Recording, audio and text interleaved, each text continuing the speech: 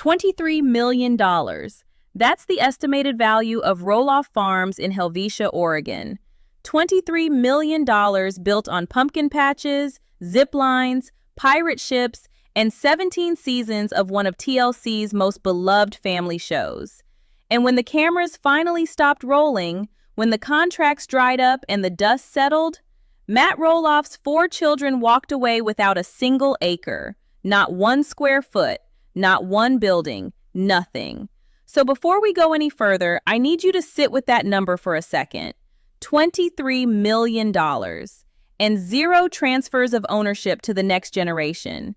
If that math already feels wrong to you, stay with me, because this story gets a lot more complicated and a lot more familiar than you might expect. If this kind of deep dive content is what you're here for, do me a favor right now. Hit that like button and subscribe to LPBW Update. We cover this world seriously, and this channel is the place to be if you want the full picture, not just the highlight reel. Now let's get into it. To understand how we got here, you have to understand what Little People Big World actually was, not just as a television show, but as a financial engine. When TLC greenlit the series in 2006, the Roloff family was already interesting. Matt and Amy, both with dwarfism, raising 4 children, one of whom, Zach, also has dwarfism, on a working farm outside Portland. It had warmth, it had conflict, it had the kind of everyday extraordinary quality that reality television runs on.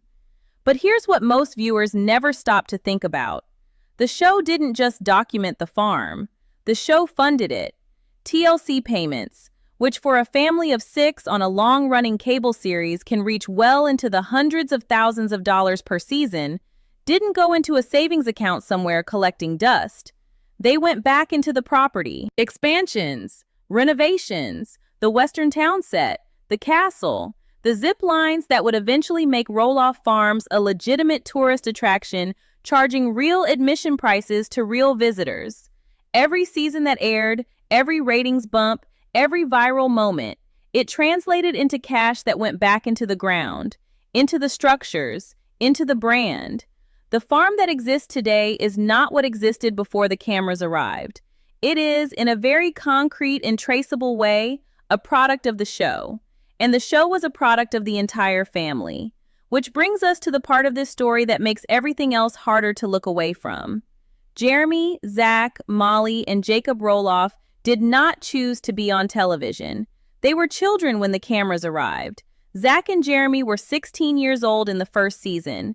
Molly was 12. Jacob was just 6. They grew up, genuinely actually grew up, in front of an audience of millions. Their awkward phases, their struggles, their fights, their heartbreaks, their medical challenges, all of it captured, edited, and broadcast for profit. And here's the legal reality that rarely gets discussed in the fan communities.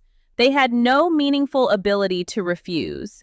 There is a law in the United States called the Coogan Law, named after child actor Jackie Coogan, who famously earned millions as a child performer and arrived at adulthood to find his parents had spent almost all of it.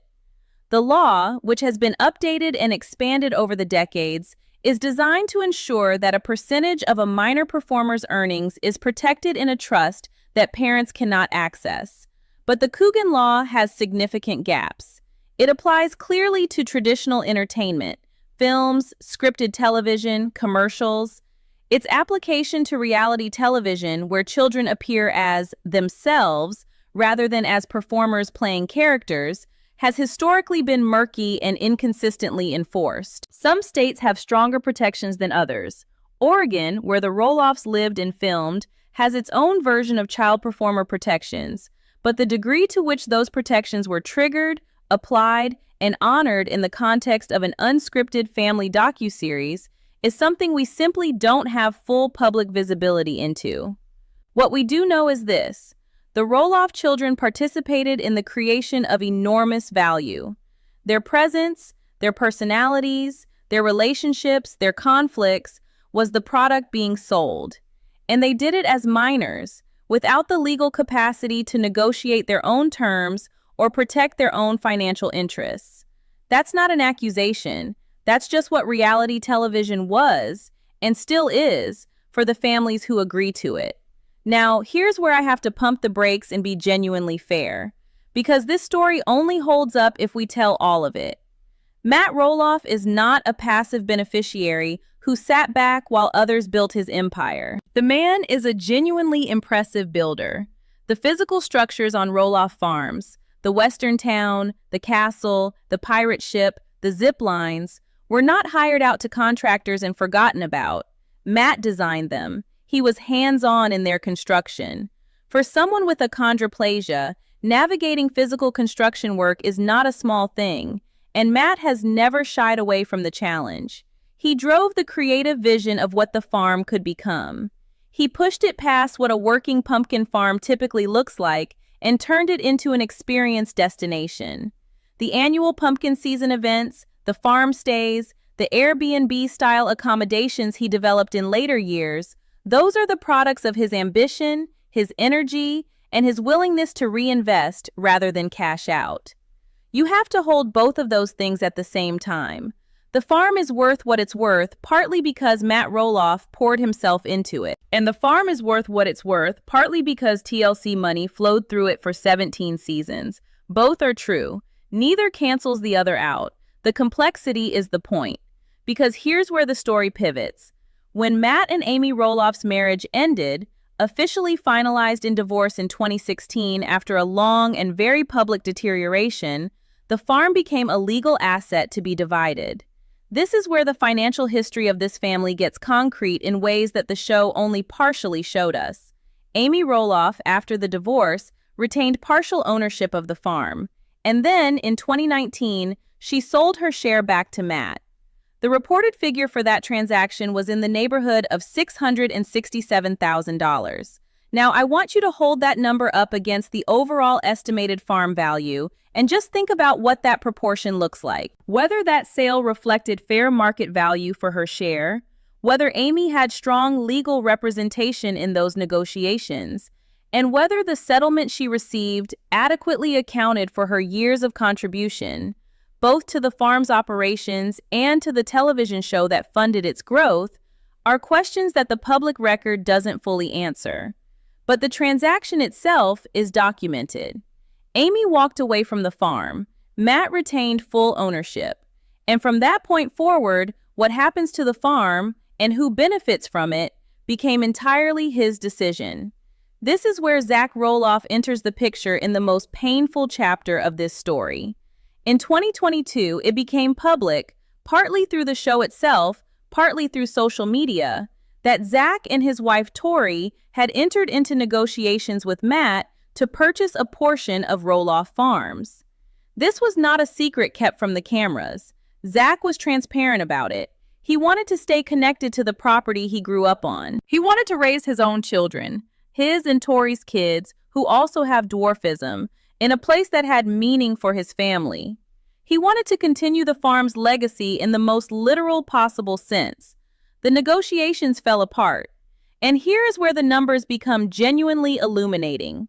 Roloff Farms, depending on which portion you're looking at and how you value the commercial tourism operation alongside the raw land, has been estimated at values ranging from somewhere around $4 million for portions of the property up to totals approaching $23 million for the entire operation when you account for its brand, its revenue streams, and its development potential.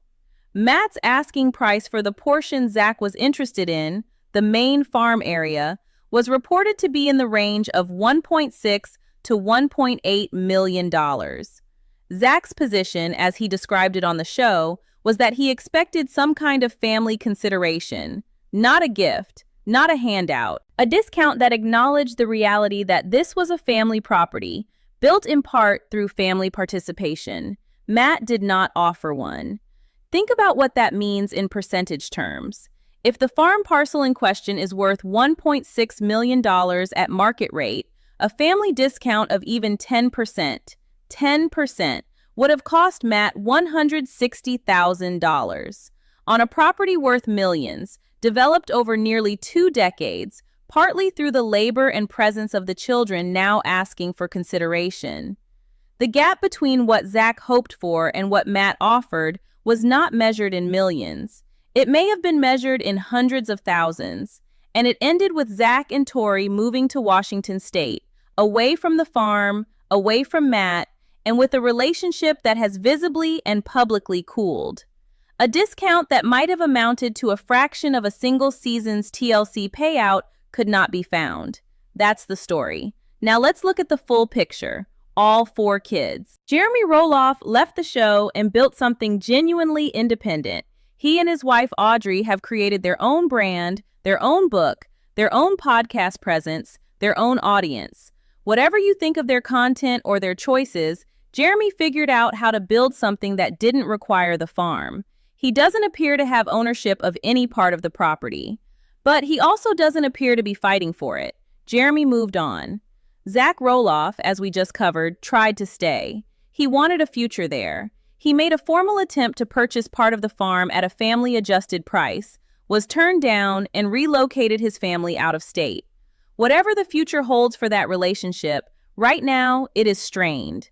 The farm he grew up on is not his. Molly Roloff is the one most people forget about.